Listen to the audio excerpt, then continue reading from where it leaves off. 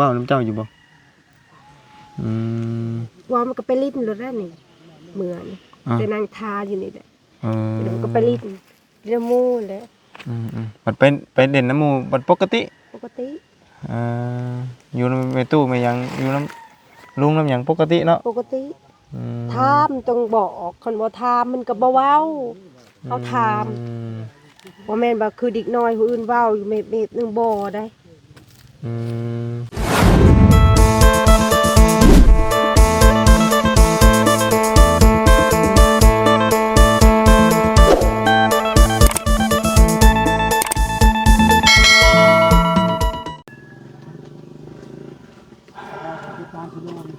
ห่อนจังพี่น้องมันเนาะอากาศมันห่อนแห้งให้เรามีต้นอีกอย่างพี่น้องเลยเนาะเอาหวนคืนมาตอนเช้าตอนบ่ายพี่น้องเลยเนาะบ่ายเนาะเอาพี่น้องเอ้ยมื้อนี้ก็มาเอาพี่น้องเลยเนาะมื้อนี้ก็มาหาทางอันว่าน้องเลยพี่น้องเนาะเมื่อวานนี่ก็เป็นว่าอายุเพิ่น24เนาะสาวคำพี่น้องเนาะเป็นแม่เลี้ยงเดียวมาวานนี่ก็ห้องไห้พี่น้องเนาะมื้อนี้เป็นจังไดห้องไห้อีกแล้วบ่ทั้งบ่าวตูนบ่าวน้อยเชียงรายเพิ่นเข้าไปหาเนาะถามมันก็จุกเข้ามาอีกแล้วพี่น้องเนาะให้ก็ย้อนความทุกข์ยากเลยพี่น้องเนาะแล้วก็คิดไปใส่มันก็มืดก็คือเฮาพยายามหาที่สุดแหละพี่น้องกันเนาะหายังทางไงเราก็เล่าให้ฟังเราคือกันพี่น้องเลยเนาะFC เพิ่นก็โอ้ยเนาะเห็นอกเห็นใจอยู่พี่น้องกันเนาะมีตนสงสารอยู่ช่วยนี่เด้อเนาะเอามาบุญกะช่วยจำสิช่วยได้เนาะก็มีแต่ถ่ายทำลงเนาะวันนี้ก็เข้ามาเยี่ยมมายามก่อนพี่น้องเป็นจังไดเมื่อวานนี้ทั้งน้องน้อยเพิ่นก็มีแต่ให้พี่น้องกันเนาะเอาก่อนอื่นก็สบายดีและสวัสดีพี่น้องกันเบิดทุกคนพี่น้องกันเนาะพอกันตอนแดดร้อนๆเสียงจักรยานห้องเหี่ยวอยู่พี่น้องกันมื้อนี้เนาะเอาพี่น้องเอ้ยการนี้แหละอยู่กับต๊อบคือเก่าเราก็เนาะมื้อนี้อยู่กับลูกบ่มื้อนี้คือว่าจังไดทั้งแม่เราคือสิบ่ได้อยู่มื้อนี้เนาะเอาไปซะเดี๋ยวมื้อนี้เข้าไปอัปเดตเบิ่งอีกก่อนพี่น้องเอ้ยเป็นจังไดเนาะมันแดดได้พี่น้องอันนี้เป็นครัวเป็นครัวคือเก่าตำบักพริกพายอยู่นี่เนาะใช้หมูเห็ดแต่กระโปงกับมีเท่านี้บ่นี่มีเท่านี้นะเนาะห่อนซับเนาะคำอยู่ในนี่คือสิเย็นอยู่บ่เย็นอยู่โน่นเป็นหลังหญ้าเนาะโอ้มันโมเมนต์สังกะสีมันก็ถือว่าเย็นธรรมดาเนาะกับมันอยู่ไกลโฮมไม้แน่เนาะอันนี้เราว่าสิปลูกเห็ดยังนี่นะเฮ็ดเรือนครัวอ๋อแล้วบัดนี้มันเพื่อนนอนนี่แหละมันเฮ็ดนะบัดนี้มันเป็นได้คือบ่ได้ไปต่อมันคือได้แต่อยู่ซ้ำนี่บัดนี้ยังบ่ได้อีหยังยังบ่ได้ยังยังบ่มีไม้บ่มีหยังยังบ่มีไม้โอ้เนาะฮ้อนครับน้องเอ้ยมานั่งลบแดดนี่เนาะมันฮ้อนคู่บ่ได้หญ้าแล้วก็ได้มันผุได้แล้วนี่เป็นหญ้าเก่าเนาะมางกับมุงก็ได้มางไปเฮือนหลังนั้นมาใส่มางดังนั้นมาใส่นี้คำว่าคืออันนั้นนี่บ่เฮ็ดคลองนี่ผลไหลลงมันเนาะป้าต้องอยากคิดว่าน้ำอ่างอยู่ในเลยเด้อนี่เนาะเอาพี่น้องเอ้ยนั่งอยู่เป็นจังไดมื้อนี้สบายดีเด้อสบายดีเนาะสบายดีล่ะเป็นจังไดมื้อนี้เป็นจังไดฮะเบิ่งฟังเสียงหน่อยบ่าวฟังเสียงหน่อยเบิ่งเด้อโทษเด้อมาอันนี้ไม้เด้อเป็นจังไดมื้อนี้ให้หยังวานนี่ฮะยันเมนี่จ่ายอีกบ่บ่กินฮอดเมย์บ่เมย์ไปหึงฮอดมานะฮอดไหมฮอด กินฮอดแม่เด้เนาะไปพุ่นก็โทรมาเล่นน้ำเพิ่นเรื่อยอยู่บ่โดยโทรก็บ่เว้าบ่เว้าบ่น้ำเจ้าก็บ่เว้าเออคันอยากได้หั่นอยากได้นี่ก็มีแต่แม่ได้บอกว่าซื้อเสื้อให้เพิ่นเด้อตอนเขาเรียนก็เงินเดือนออกพอดีซื้อเสื้อให้เพิ่นหมดเงินล้านบาทเงินเดือนตัวเองก็เลยบ่ยังเลยเคาะขอนซะนะเนาะโดยเรียนเก่งอยู่บ่ล่ะฮะบอกมั้ยเรียนเก่งอยู่บ่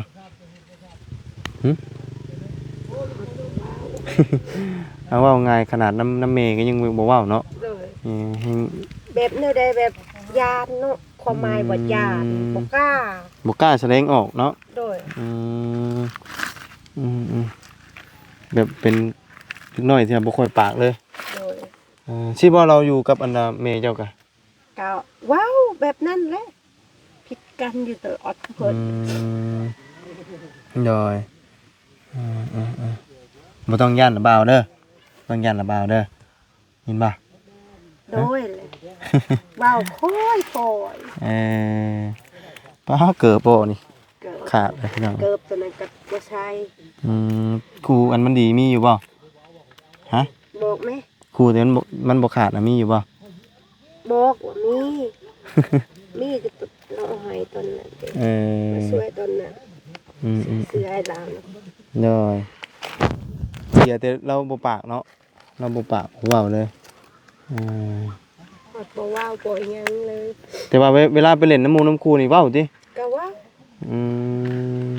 ครูถามมันกับเว้าหั่นแหละเลยกล้าแสดงออกอันนี้คือแบบว่าบ่กล้าแสดงออกแบบว่ายังมีความมั่นใจตัวเองแบบว่าย่านบ่รู้ว่าจังไดเนาะเฮาก็ยังบ่ฮู้บ่เข้าใจคือกันเป็นใครว่าบ่เชื่อมั่นในตัวเองทำที่บางอย่างที่ว่าออกไปนะบ่ตั้งคิดย่านนี่น่ะเนาะบ่เคยเห็นหน้าเนาะแต่ว่าเพิ่นอยู่กับแม่ตู้ไปยังกับหมู่กับครูก็เว้าเล่นนำกันปกติเนาะปกติแต่นี่แบบบ่ปากแบบคนแปลกหน้านี่แล้วเลยแหละนี่จังว่าเราคิดว่าสิมาเอาแม่เราไปบ่จ๊ะบ่ล่ะฮะบ่เจ้าคิดในนี่บ่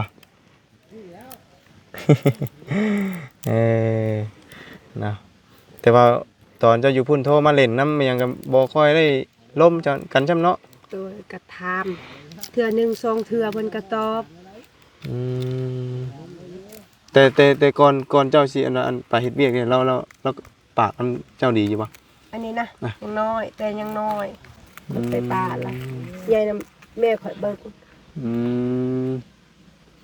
โดยใหญ่ย้อนแม่ย้อนอ้ายเนาะโดยแปลว่า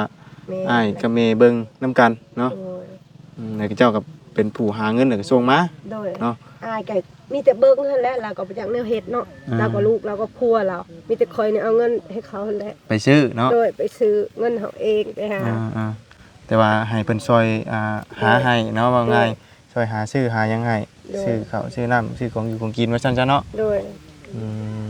แล้วก็เว้าอยู่เมื่อกี้ตั้งแต่น้อยๆพุ่นล่ะว่าแม่ไปก็ปะกันก็ย้อนเรื่องยาเสพติดนั่นแหละจนเราว่าคือว่าอันจนแบบว่าจนจากมีดไรแท่งอะไรอย่างคุณบ่เรากินมันผัวเจ้านะแบบคนเนี่ยนี่เนาะก็แบบอยากย่านเนี่ยแหละคนมันกินเกินหั่นน่ะไปเกินอารมณ์บ่ดีโดยชวนลายนั้นพวกที่ว่าเล่นแบบนี้นะขาดสติไปเลยนะโดยแบบเราบ่ฮู้จักว่าลูกเมียหั่นน่ะหลอนเลยเด้โดยเห็นว่าง่ายเห็นหลายคนเลยนะเอาง่าย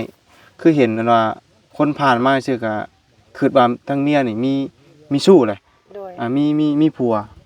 เล่นแบบเล่นผู้ว่าวอย่างที่นะมีหลายคนนะในบ้านก็มีแบบมันเล่นลายนะแบบมันร้อนไปเบิดเลยแนมไปยังกับเห็นไปเป็นตัวที่ตัวแดนเลยบางเทื่อใบไม้ปลิวชื่อก็ยังคิดเป็นอย่างอื่นเลยนะเอ้าอีดีได้อันพวกเล่นตัวนี้นะเอาข้างในเฮ็ดเกือบ2คู่เฮียงกันก็ยังว่าเกือบเป็นซี่เลยโอ้จนไปว่าเพิ่นร้อนไปว่าจนสิลงไม้ลงมือพุ่นติโดยเทื่อนึงก็ผิดกันในห้องนอน จากรถตีจังเราอยากเอาผ้ามือนี่แหละยาคนเราว่าออกมาแล้วแม่เพิ่นว่าค้ำเพิ่นว่าออกมาแต่บันนอนค่ะคนก็บันนอนอยู่นี่แหละว่าตายแล้วก็ทิ่มเอาไว้นี่แหละใจตัวเองว่าเอาใจใหญ่ใช่ว่าให้เราตีรถว่าตายย้อนมือเราว่ะโดยอันนี้นี่คือสิยังบ่ฮู้จักหยังมาตอนนั้นน่ะ บ่ฮู้ยังน้อย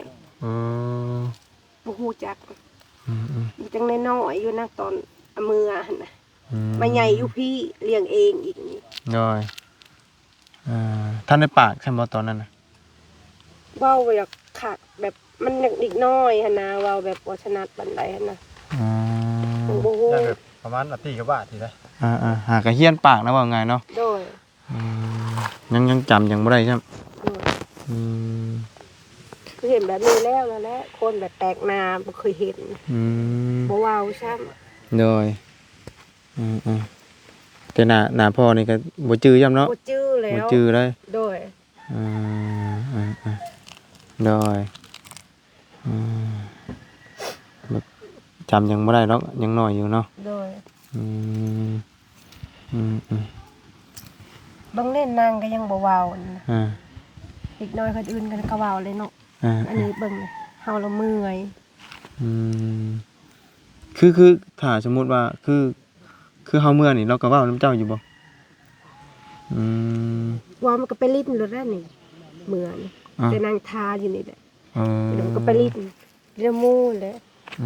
มันไปเล่นน้ำหมู่บัดปกติอยู่ในแม่ตู้แม่ยังอยู่น้ำลุงน้ำหยังปกติเนาะปกติถามจงบอกคนบ่ถามมันก็บ่เว้าเขาถามบ่แม่นว่าคือเด็กน้อยผู้อื่นเว้าอยู่เม็ดๆนึงบ่ได้เว้าไงต้องถามแบบว่าจ้อจั่นอีหลีนะจึงปากนี่เนาะอันน่ะผู้เป็นแม่ถามนี่นะโดยแล้วก็เว้าแบบนำแม่แล้วก็เว้าแบบว่าปกติหั่นน่ะเว้าปกติแต่ว่าอยู่ซี่เราบ่เว้าเลยเนาะบอกเบิ่งเลยถามยังบ่ตอบเลยตอนนึงได้ซะเพิ่นเว้านำบ่ฮะตอนนึงก็มานั่นเด้สุดก่อนเว้าอยู่บ่อันนี้นะบ่แล้วมีแต่ทางลุงเฮิมเพิ่นมาตอนน่ะเฮาก็บ่ฮู้ว่าเพิ่นเว้านำบ่ก็บ่ได้เว้าเนาะเว้าในตู้เว้าแต่นำในตู้บ่ปากเลยสิล่ะมั้งโดยแม่เฮาเป็นคนแบบนั้นเนาะเว้าแบบมันบ่เข้ากันหั่นน่ะแม่แบบนั้นแล้วเราไปใช้ซะมื้อนี้ไปหาหน่อไม้อย่าเฮ็ดมันสิเปื้อนขาเนี่ยโอ้ยเราไปแต่เช้าพุ่นบ่เราหาก็ไปตอน 8:00 นค่อยไปอาบน้ำบ้าบ่มาเฮ็ดเลยเราบอกว่ามาเข้านี่เด้ไปไกลแต่บ่เราไปหาหน่อไม้ทั้งห้วยพุโดยห้วยเนี่ยบางเทื่อก็แถวน้ำเซเด้พักน้อยปกตินี่ถ้าว่าคือเจ้าบ่อยู่แล้วเราก็ไปนำบ่นี่หรือว่าไปนำกันไปตลาดก็เจียไปนำแต่บ่ให้ไปยันรถเราบัดบ่เบิ่งบัดแม่บัดคนแบบนั้นหั่นน่ะคนแบบบ่เต็มมันนั่นน่ะแต่ว่าเราเบิ่งอยู่แต่มันยานเนี่ยรถหมายว่าเอาง่ายๆเราก็โดยบ่เต็มคือความหมายว่าสติสตางค์แล้วเนาะโดยมันก็สิดูแลได้บ่เต็มที่เนาะโดยเราเป็นย้อนสาเหตุหยังไงบ่ฮู้ตัวนี้แบบได้ยินแต่อายเว้าว่าแม่กับพ่อค่อยปากันแต่ยังน้อยค่อยนั่นแต่ยังน้อยค่อยนี่นั่นแม่เฒ่าเลี้ยงกับพ่อเฒ่าแม่ของแม่ข่อยโดยแล้วบัดคือเราปะกันก็พอเจ้าก็ตั้งแต่เจ้ายังน้อยคือกันโดยข่อยท่านได้เกิดคือว่าแนวนี้แม่ข่อยได้ข่อยแล้วไปอยู่บ้านกกซานยังมีบ้านนึงบ่โดยมีบ้านแม่เฒ่าเลี้ยงข่อยบ้านนี้ล่ะแม่เราเสียเนาะแม่เราเสียแล้วบ่มีไผบัดนี้แล้วก็มาอยู่พี่ไปอยู่นำอายแต่บ่ฮู้ว่าเราเป็นแบบนี้ตั้งแต่หึงปานใดอันโดยเป็นหลายปีเลยแบบว่าคนแบบลูกหลายเนาะลูกบ่อยู่นำลาวแล้วก็เป็นแบบคือเสียจิตนี่แหละ ลูกหมดอยู่น้ำพอมีแต่คอย อันหลังจากที่ว่าปะกันนะเนาะ โดยบ่มีไผอยู่นำเราจ้าคนบ้านนี้มันกับคนเฮามันกับมีละมองสิเป็นเนาะ แม่นแนวคิดเนาะ โดยแนวคิดหลาย อืมอืมอืมอืม บ้านนี้เราแบบเว้าบ่ถือกันเลยหั่นน่ะ อืมอืม แม่ก็เป็นแม่ห้างลูกก็เป็นแม่ห้างเป็นเมิด เนาะ แล้วก็แม่ของแม่ข่อยก็เอื้อยน้องก็บ่มีแต่เราคนเดียวเอื้อยน้องเราเสียหมันแล้ว เอาเสียไปแล้วบ่เอ้ยน้องเรานี่ เอื้อยน้องแม่ข่อยเสียหมันแล้ว โดยปัจจุบันนี้มีแต่เราผู้เดียวเลย โดย อ๋อโดย แต่ก็บ่อยากทิ้งแม่เนาะแล้วก็อยู่กับแม่ โดย อายก็เบิ่งดูแต่เราแบบบ่มักเนาะอายก็ครอบครัวอายเพื่อนตะกี้อายก็เฮ็ดเราบ่อยากอยู่ ทั้งแม่บ่อยากอยู่เอง โดยเราอยากอยู่เฮือนแบบนี้ อืมเรามั่างก็ปลูกเองบ่ซานี่นะ โดยแล้วเฮ็ดเองล่ะ อืมโดยเพราะว่าตัวนั้นน่ะมันอยู่สูงเยียบๆอยู่เนาะตัว โดย นั่นน่ะ ตะ อัน กี้ ประมาณ แต่แรกคือน้องนี่สลับน้องก็ดีใจได้เฮือนหลังนั้นเนาะ โดย บัดมาบัดเห็นสภาพเฮือนแบบนี้ก็เลยแบบมันตามใจตัวเองนั่นน่ะ อืม เห็นยังบ่ได้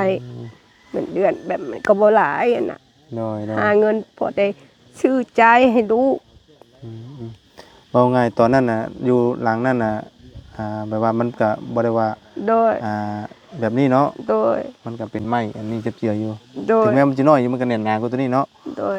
บัดนี้มันมาเห็นเป็นกระตุบว่าซั่นซะเนาะ โดย มันคือค่อยบัดนี้เนาะ โดย ค่อยหลายสิ่งหลายอย่างว่าไงโอ้มันเว้าชุลมุนเนาะ โดย ปัญหารอบข้างแม่นบ่ โดย มันคิดไปทางไหนมันก็ตามหมดเนาะ โดย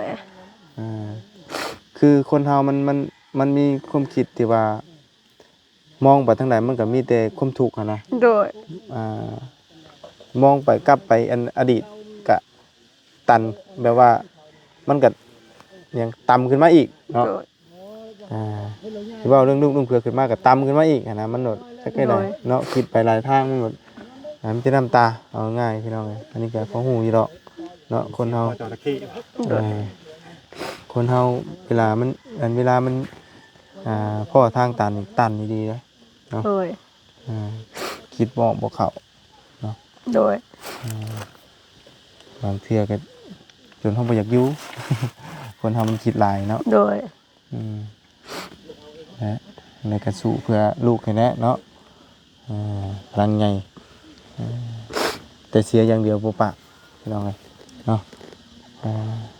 ถอดบ่เว้าบ่หยังเลย บ่ปะบ่เว้าเลย แข่งกีฬาอยู่บ้านนี่ ไปบ่เป็นได้แล้วแบบนี้เนาะเฮ็ดได้เจ้าสิเว้าอีหล่ะ บอกไหม ฮะบ่เป็นจังชื่อได้ก็บ่ปะบ่เว้านะ เป็นด้วย ฮะ เนอะ เขียนชื่อแล้วบ่าเป็นบ่ เป็น เป็นบ่ เป็นบอก เป็นอยู่บ่บ่าวชื่อบ่าวบุญเด้อฮะเป็นอยู่บ่เขียนมึงดูเขียนดูเขียนมึงดู เขียนเบิ่งดู เขียนดู ให้เราเบิ่งดูเลยไว้ เขียนดูบ่าวบุญ นี่ เด้อ เขียนในขีดิบนี่ ฮะ เป็น อ่า บ่เป็นซ้ำ บ่เป็น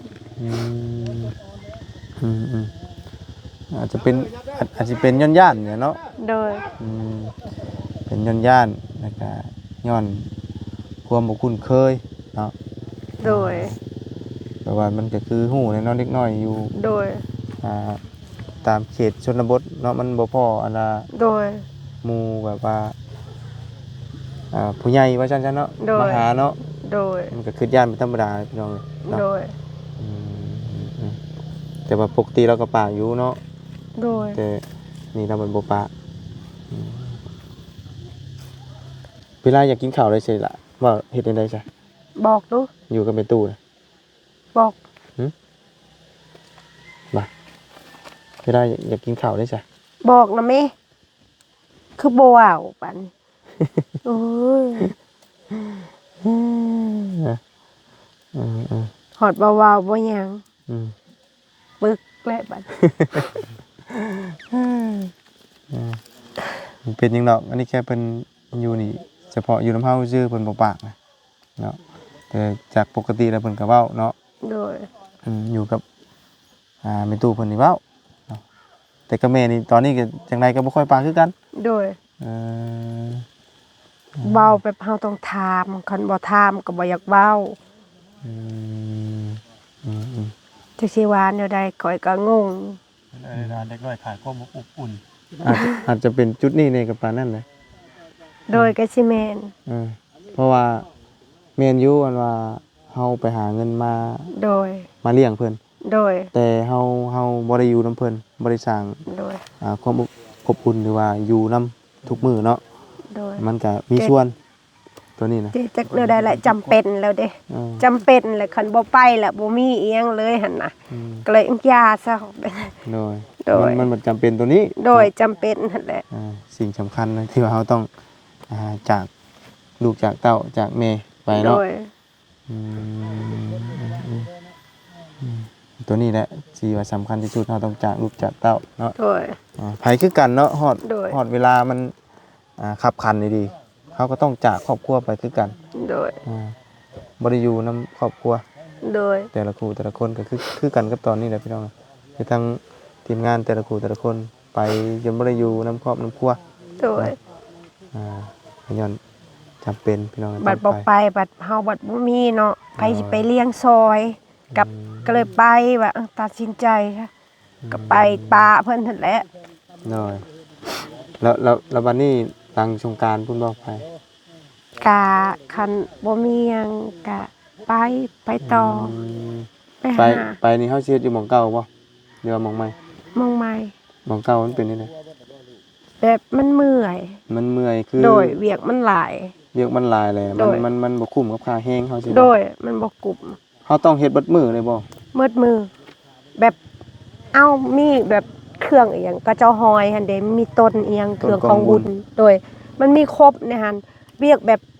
มันเฮ็ดอยู่ตลอดบ่มีบ่ว่างอะนะเฮ็ดอยู่ตลอดมืดมือมืดเว้น คือบ่มีจังหวะที่ว่าให้เฮาแบบว่านั่งอันพอได้พักเลย บ่แบบยามพ้นยามลมกับบ่ได้นอน นั่งอยู่หั่นแหละลูกค้ามาแล้วก็เฮาก็ขาย เฮ็ดไปน้ำขายเครื่องไปน้ำขายกับเจ้าของเฮือนนั่นแหละ โดย แต่ว่าเฮาบ่ได้พักกันว่าปิดห้านไปทางไหนก็ไปกลางคืน เราให้ไปลิ้นอยู่ไสก็ไป แต่เฮาบัดมันเมื่อยเนาะบัดนี้เฮาก็อยากนอนพักผ่อนเมื่อยเด้ แต่ว่าตอนเว้นนี่คือ บ่ได้ไปใช่เลย ได้แต่เฮ็ดเวียกอย่างเดียว โดย มีมื้อหยุด บ่มีมือหยุด อืม ขายอยู่ตลอดแบบเพื่อนก็เจ้าลังบักใหญ่เพื่อนแบบมีขายเครื่องได้หั่นเลยหั่นน่ะ โดย เพื่อนยันว่าต่อหน้าตลาดหั่นเด้ตลาดสวรรค์ไซหั่นเด้ ต่อหน้าตลาด ตลาดใหญ่หั่นเด้ ตลาดใหญ่ มันมีเฮือนสีสมเขาเขียนเฮือนกองบุญแม่ทาวจรไผก็มาซื้อในหัน เพื่อนกองบุญเมธาจร โดยตอนหน้าตลาดใหญ่เลยตลาดสวรรค์ไซหั่น โด น่ะ ยเดี๋ยวผ่านไปก่อนเดี๋ยวสิแนมเบิ่งเนาะ โดยมันมีสีสมนะเฮือนหลังนะ โดย ก็มาอยู่หันแต่ อ๋อเป็นหม่องใหญ่เลยหม่องน่ะ โดยกันมันก็มีหลายแบบอยู่ มันมีหลายหารอยู่ในสวรรค์ อยู่ แต่ว่าไผก็มาซื้อในลาวหั่นน่ะแบบมันเป็นแบบเฮือนหลังใหญ่หั่นน่ะไผก็แบบตะกี้เป็นตะกี้ จรนะบ่ มัน โดย เครื่องมันมีครบหั่นน่ะ ครบ ตัวใดบ่มีกับบ่มีคือกันเฮือนเราก็ได้ตัวใดมีมันก็มี โดย โดย เนาะทำไปบัดนี้ก็สิหาแนวเรียกใหม่เฮ็ด โดย เนาะ ก็จักสิได้เท่าใดแหละ อืม บ่ฮู้ใจตัวเองช่ำ โดย บางเทื่อก็บ่ได้ไปก็หาแบบนี้ก็จักและมันก็บ่กุ้มคือเก่าอะไรเนาะ โดย ข้าวบัดนี้มันก็เป็นสอบหนึงเท่าใดจ้ะวะ เข้าตอนนี้บ่ โดย ต่ำสุดนี่สอบละ600,000 โดย เนาะต่ำสุดเด้ เปลี่ยนไป 650,000เนาะ แม่น 650,000เกรดตีขึ้นมาแน่หน่อยหนึงก็แม่น700,000ไปเนาะมันก็มี โดย ราคาอีก2ราคานะแต่ว่าต่ำสุดนี่650,000นี่เนาะ แล้วจักสิไปหาอยู่ไสบัดนี้เราก็ต้องก็งงตัวเองอยู่นี่ อืม ผู้หญิงซ้ำอยู่บ้านจักไปหาอยู่ไส โดยคือ เดี๋ยวเราสัญจรไปว่ากับญาติ โดย บัดสินอนก็บ่มีบ้านนี้สิเฮ็ดแนวใดเฮาก็ได้ก็งงตัวเองอยู่ตัวนี้ อืมโดย ไปตลาดก็มีแต่หมู่แล้วแบบมีเนาะเขาก็ไปง่ายมาง่ายเฮาก็แบบแต่เฮาบ่มีได้ใช้เห็นอันใดอยากได้เห็นแหล้ว อืมโดยไปตลาดแบบขายเครื่องขายของสิเนาะ โดย แต่เก่านี่มีแต่ย่างเอาบ่กันเจ้าไปขายแต่เก่า โดยย่างเอา ย่างลัดพี่บ่หรือว่าย่างตามทางอย่างนี้ โดยถ้าย่างทางนี้ก็ได้รัดนี่ก็ออกไปครัวหั่นเด้ครัวแต่นั่นแหละ หัวอันเป็นเฮ็ดใหม่บ่ โดย เพราะมันลัดนี่มันใกล้กว่าแมันบ่ โดย อ๋อแต่ย่างคู่มือเนาะ โดย มันกับไกลเติบแต่ว่าหลักๆเลยนี่มีแต่หาหน่อไม้นี่บ่หาขายแต่เก่า โดยกันยามเดือน6ก็ขายหน่อไม้หั่นแหละ เนยนอกจากหน่อไม้เนาะสิหาหยังไงบัด พักก่อนมีสวนพักเฮาก็ปลูกพักขายเฮาบัดบ่มีสวน แต่ว่าหน้าแล้งสิเฮาปลูกเฮาสิเอาน้ำมันใส่หดนี่ บ่มีน้ำห้วยนั่นก็บกหมดแหละไปตักอยู่ห้วยเพื่อสิหดตายเลย เพราะว่าน้ำกินน้ำใช้นี่มันไปตั้งอยู่พุ่นแล้วว่ะ โดยอยู่ห้วยตอน เพราะว่ามีอยู่บ่อนเดียวเนาะ โดย ไกล เมื่อในบ้านก็ไปอาบอยู่หัน ไปอาบอยู่หั่นแล้วก็มีน้ำเป็นน้ำสร้างก็อยู่หั่น โดยน้ำตัวนี้มันบ่ออกแล้วน้ำนี่ก็เจ้าเฮ็ดนี่นะ โดยเท่ากับน้ำมันไปตั้งอยู่พุ่นหมดในบ้านเนาะตั้งอยู่ห้วยพุ่นเนาะ โดย น้ำใส่มันสิปลูกผักบางอย่างมันก็ยังบ่มีน้ำเลยเนาะ โดย ไก่ชับปู เพื่อสิหาบ เพราะว่ามันแห้งแล้งบ่ได้นี่นะ โดย น้ำบาดาลมันเป็นทางให้มันวัดมันบ่ออกเนาะ โดย ไฟมันบ่ถึงบ่หรือว่าน้ำมันตื้น หน้ามันบ่มีแล้วอะ น้ำบ่มี โดยคันเดือน6เดือน7มีน่ะ ว่าไงมันตื้นนะเนาะ โดย เดือน6เดือน7อันน้ำมันนี่เด้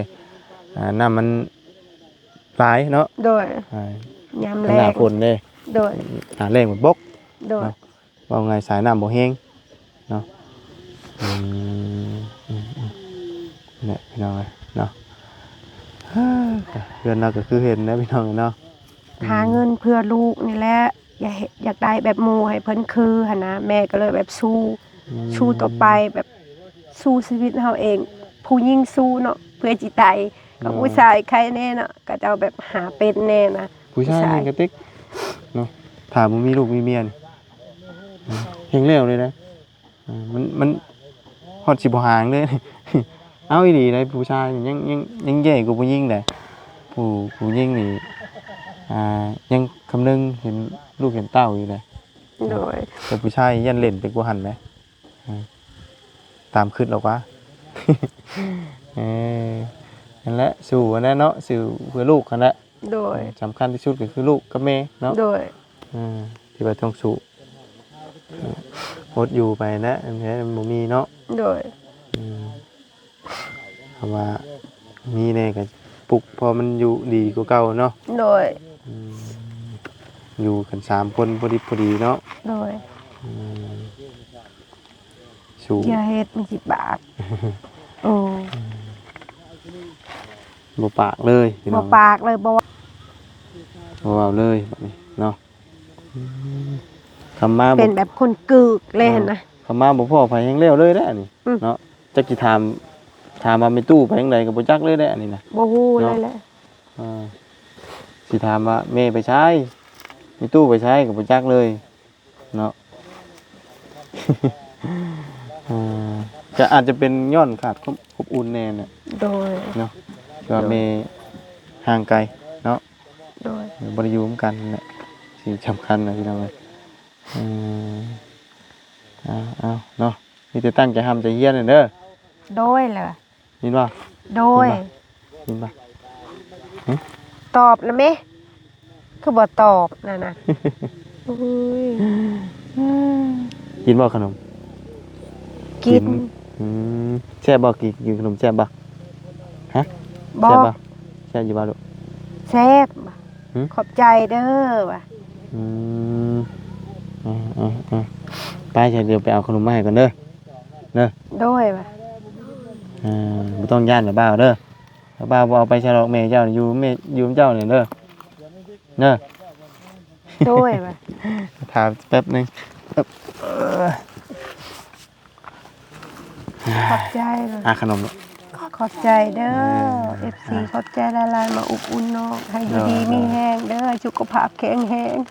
ไว้เจ็บไว้เป็นเด้อขอบใจละลาย เข้มแข็งนะสู้ๆเนาะต้องคิดอย่างไรคนเฮามันคิดหลายมันแห่งทุกข์เด้เนาะ โดย คิดหลายแห่งทุกข์ทุกข์แล้วเฮาคิดไปเฮาบ่จอดเนาะมันคิดไปแห่งต่ำไปเลยนะเนาะ จังเนี่ยได้แบบบ่อยากขึ้นแต่ก็ มันก็ อดบ่ได้ ขึ้น อดบ่ได้เนาะเป็นไงจ้ะป้าชาเนาะมีแต่มื้อนี้ก็สิเดินทางก่อนเด้อ โดย จังไดก็มื้อหน้ามื้อในมีเยี่ยมยาม ได้ ใหม่ หลาย โดยจังได ๆ ก็ สุขภาพแข็งแรงเด้อเดินทางปลอดภัยเด้อ ไปละบ่าไปเลยเด้อ โดย ไปดี ขอบใจ สบายดี สบายดีเด็ดสิ เลยสบายดีไปเนาะไปสวัสดีพี่น้องเนาะสำหรับคลิปนี้ก็ลำลาเด้อพี่น้องพบเจอกันใหม่เนาะมาหาทั้งแม่เลี้ยงเดี่ยวอีกครั้งหนึงพี่น้องเนาะ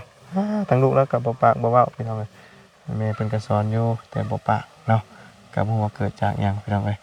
ไปสำหรับคลิปนี้ไปแล้วพบเจอกันใหม่ขอบคุณไปพี่น้อง FC ที่เข้ามาติดตามนะครับชมคอยเป็นกำลังใจโดยตลอดมาพี่น้องไปแล้วพี่น้องสบายดี